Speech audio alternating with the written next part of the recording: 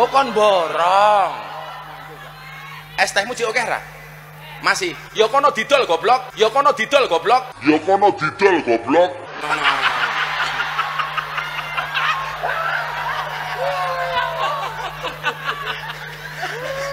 Saya ingatkan ini.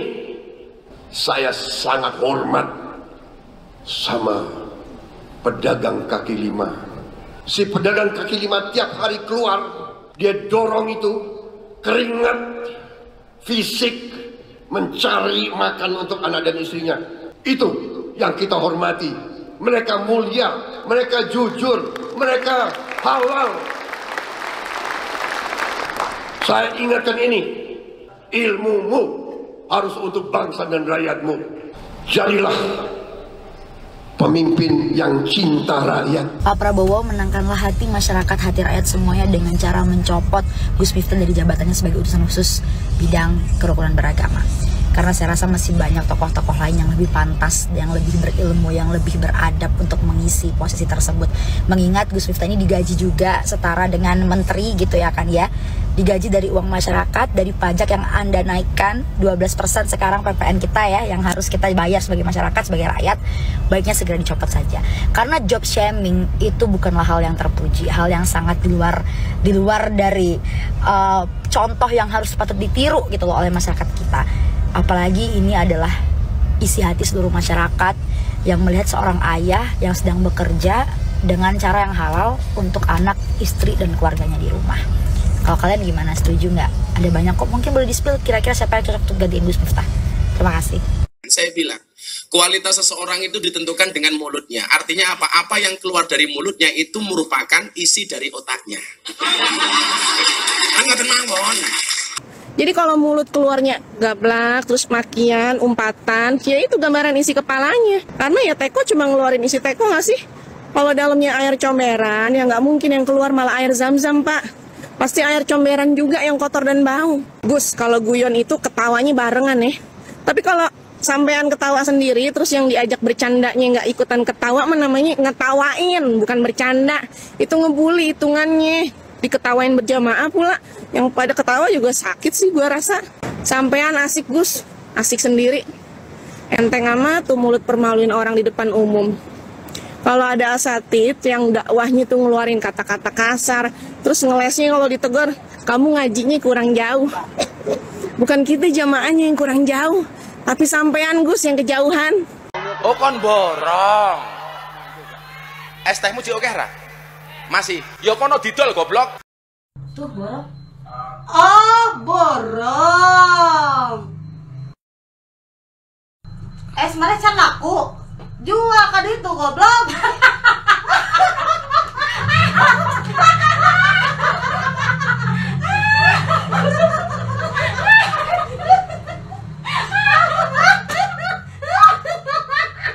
Gus Miftah, gue nggak tahu lu siapa.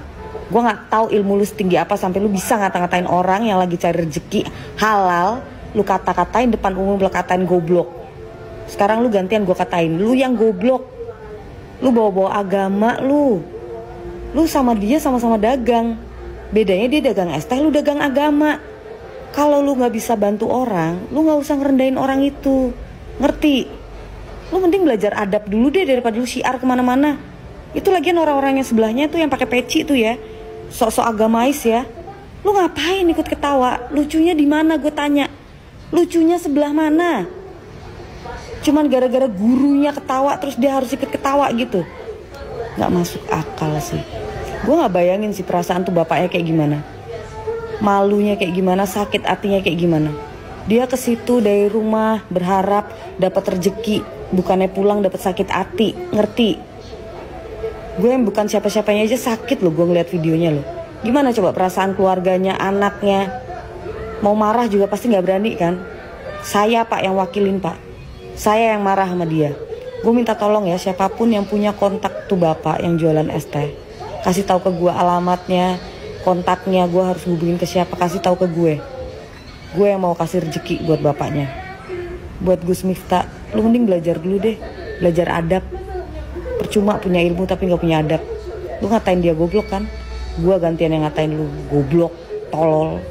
Dolen dhisik, engko lak rong payu wis takdir. Apa dia bilang takdir? Sebenarnya itu kalimat yang nggak pantas untuk seorang yang ngaku ulama terhadap orang yang kecil. Ya dia enak cari makannya ngomong. Ya dia enak cari makannya dengan ngomong. Si bapak nyari makannya dengan keringat. Kalau menurut bunda lebih salut sama bapak ini. Karena dia mencari duitnya dengan menjual es, jalan sana, jalan sini. Dia lebih, kalau aku ya, kalau ditanya bunda-bunda aku lebih memilih bapak ini. Karena dia jualnya dengan terhormat, dia jualnya dengan berusaha payah. Beda sama yang ngomong, yang ngoceh, ngomong dapat duit. Beda. Hanya sekedar menyampaikan dakwah, cuman gitu-gitu doang, dibandingkan sama si bapak ini. Sama-sama beda bidang. Karena kalau untuk bunda ya, aku lebih menghargai si bapak ini. Karena bapak ini walaupun dia bukan seorang yang paham agama, tapi dia menampakkan bahwa dia mencari duitnya dengan berusaha payah. Nggak cuman modal ngomong, teriak-teriak, dapat duit. Menyampaikan kalimat-kalimat yang baik, tapi nyatanya memojokkan orang yang sedang jualan. Assalamualaikum warahmatullahi wabarakatuh. Saya Miftah Maulana Habibur Rahman. Menanggapi yang viral hari ini, yang pertama, dengan kerendahan hati, saya minta maaf atas kekhilafan saya. Saya memang sering bercanda dengan siapapun, maka untuk itu, atas candaan kepada yang bersangkutan, saya akan meminta maaf secara langsung, dan mudah-mudahan dibukakan pintu maaf untuk saya. Kemudian yang kedua, saya juga minta maaf kepada masyarakat atas kegaduhan ini, yang merasa terganggu dengan candaan saya. Yang dinilai oleh masyarakat mungkin berlebihan. Untuk itu saya minta maaf. Ini juga merupakan introspeksi bagi saya untuk lebih berhati-hati berbicara di depan publik dan masyarakat. Saya juga sudah ditegur oleh Bapak Seskap yang hari ini berada di Jepang untuk lebih berhati-hati menyampaikan pendapat dan pidato di depan masyarakat umum. Terima kasih. Assalamualaikum warahmatullahi wabarakatuh. Assalamualaikum warahmatullahi wabarakatuh. Jumpa lagi dengan saya di Camp TV Channel. Barusan kita saksikan ya, siapa lagi kalau bukan Bang Esteh atau Maulana Habibur Rahman atau Gus Miftah yang ya bisa dibilang menghina atau melecehkan penjual es teh dan akhirnya ujung-ujungnya minta maaf. Ini kan sesuatu yang ya receh sekali ya. Bagaimana kualitas seorang utusan khusus presiden melecehkan seorang penjual es teh. Dan kita tahu ya statement Pak Prabowo beberapa bulan, mungkin 1 tahun yang lalu ketika masih menjadi Menhan ya.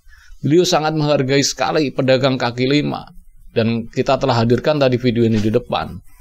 Bagaimana Pak Prabowo sangat menghargai rakyat kecil, masyarakat kecil, orang-orang yang bekerja keras untuk menghidupi keluarganya. Tetapi ini seorang utusan khusus ya. Utusan khusus presiden malah melecehkan masyarakat bawah, masyarakat yang memang berjuang demi keluarganya. Dibuat mainan di atas panggung ketika sedang berceramah, dan ini sangat tidak etis sekali. Mencerminkan seorang pejabat negara yang menikmati uang negara ya, gaji dari uang negara yang digaji dari uang pajak rakyat sendiri, malah rakyatnya dihina. Ini kan nalarnya di mana? Bahkan ya statement Gus Miftah beberapa tahun yang lalu bolak-balik diulang-ulang. Kualitas seseorang itu ditentukan dari mulutnya. Artinya apa yang keluar dari mulutnya itu mencerminkan isi otaknya. Nah ini sekarang terjadi. Kalau keluar dari mulutnya itu kata-kata kotor, ya itu mencerminkan isi otaknya kan. Jadi ini senjata makan tuan Gus, yang selama ini dinarasikan, didengung-dengungkan. Seolah-olah kata itu bagus, ternyata ini memakan Anda sendiri. Jadi ya nggak ada gunanya untuk minta maaf segala macam. Semua sudah terjadi, masyarakat sudah tahu. Inilah kualitas Gus Miftah sebenarnya. Dan masyarakat, netizen semua merespon ya. Bahkan sampai politisi semualah itu mendesak Pak Prabowo untuk ya memberikan efek jera atau menghentikan atau memecat Gus Miftah ini, digantilah. Masa kualitas seseorang kayak gini masih dijadikan utusan khusus? Harusnya dievaluasi nih Pak Prabowo. Pak Prabowo harus tegas, ini tuntutan masyarakat loh. Ada petisi untuk copot Gus Miftah. Kita tunggu nih ketegasan dari Pak Prabowo ya. Tegas apa enggak apabila ada menterinya yang nyata-nyata di depan muka umum melecehkan masyarakat kecil yang notabene sedang mencari nafkah untuk menafkahi keluarganya. Kita nggak tahu anak istrinya di rumah lagi menanti hasil dari bapaknya berjualan es teh, malah dilecehkan. Dan saya yakin es tehnya itu bapak itu tuh belum laku, masalahnya masih utuh ya.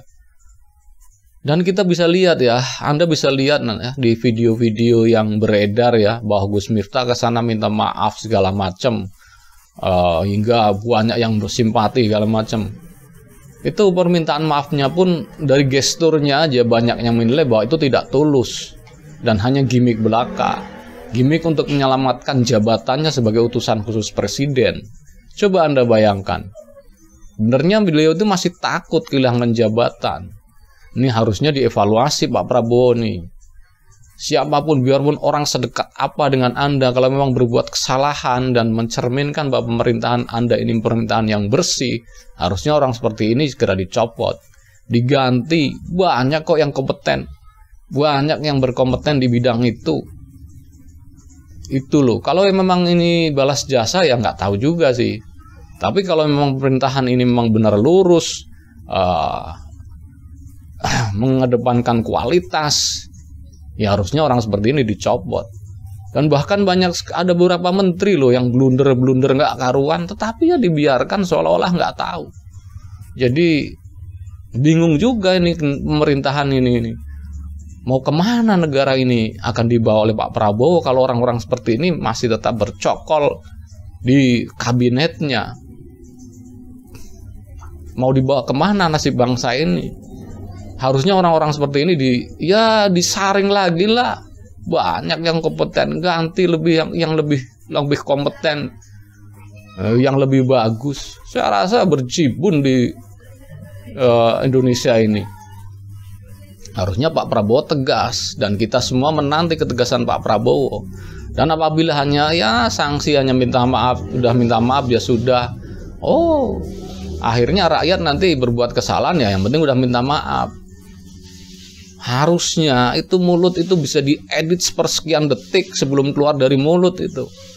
Harusnya seorang pejabat negara loh, harusnya bisa mengedit sebelum keluar dari mulutnya, itu otaknya tuh udah mengedit duluan. Kalau kualitas pejabat negara ini memang orang yang berkualitas. Jadi tidak asal keluar giliran sudah salah baru minta maaf. Ini loh, ciri seorang pemimpin, ciri seorang pejabat itu meminimalisir sedikit pun tidak ada celah untuk dikritik. Tapi ini bukan untuk dikritik lagi. Ini memang harus dicopot orang-orang seperti ini. Dan sangat disayangkan sekali lah. Inilah kalau memberikan jabatan kepada orang yang berjasa kepada kita, orang yang dekat kepada kita, ya begini akhirnya. Tidak memberikan jabatan kepada orang yang kompeten di bidangnya. Itu loh. Itu udah kemana-mana, udah bukan rahasia umum lagi. Bahkan Nabi kita, Nabi Muhammad SAW pernah berpesan pada umatnya, apabila jabatan dipercayakan kepada bukan ahlinya, maka tunggu saja kehancurannya. Kalau nggak salah seperti itu. Ya kita tunggu aja pemerintahan ini. Kalau memang dikasihkan ke orang-orang, dipercayakan kepada orang-orang yang bukan ahlinya, ya kita tunggu saja. Apa jadinya pemerintahan ini kalau dikasihin ke orang-orang yang tidak kompeten, tidak pada bidangnya, karena kedekatan, karena balas jasa, balas budi. Ya, nanti kita lihat hasilnya seperti apa. Dan kita sebagai masyarakat Indonesia, ya masyarakat bawah, memohon kepada Pak Prabowo untuk mengevaluasi lagi orang-orang seperti ini. di pemerintahan Bapak, supaya pemerintahan ini berjalan mulus. Minimal tidak blunder sefatal ini. Itu loh. Pak Prabowo kan cinta rakyat kecil, cinta orang miskin, cinta rakyat bawah, cinta dengan orang yang pekerja keras di bawah, memeras keringat banting tulang. Dan ini benar-benar di depan muka umum melecehkan loh Pak.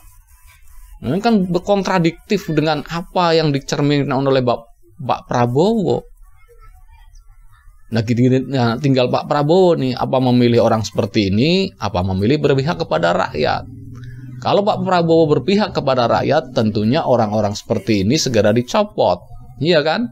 Logikanya begitu saja. Kalau memang Pak Prabowo berpihak kepada rakyat kecil, tentunya orang-orang seperti ini segera dicopot, segera diganti.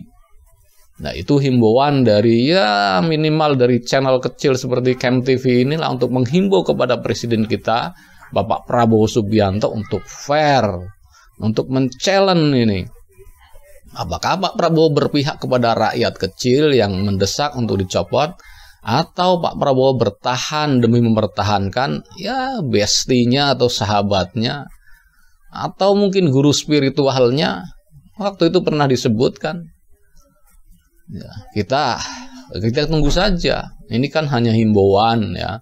Ini sekedar kritik masukan kepada Pak Prabowo ya. Jadi apabila dipertahankan berarti Pak Prabowo tidak memilih berpihak kepada rakyat, tetapi berpihak kepada ya kawan, rela apa, sahabat yang nyata-nyata kontradiktif dengan apa yang Bapak sampaikan selama ini, yang harus cinta dengan rakyat kecil. Oke, mungkin cukup sekian dulu ya reaction video dari saya soal video blunder dari utusan khusus Presiden Miftah Maulana Habibur Rahman yang sampai saat ini tidak dikasih sanksi apa-apa oleh minimal oleh Presiden atau oleh dari istana. Tidak ada, hanya reaksi ya kan udah minta maaf. Ya begitu saja responnya. Oke, bagi Anda yang menonton video ini silahkan tulis komentar Anda di kolom komentar yang tersedia. Dan bagi Anda yang belum subscribe, silahkan subscribe supaya dapat tontonan video terbaru setiap harinya dari Kem TV Channel. Wassalamualaikum warahmatullahi wabarakatuh. Salam waras.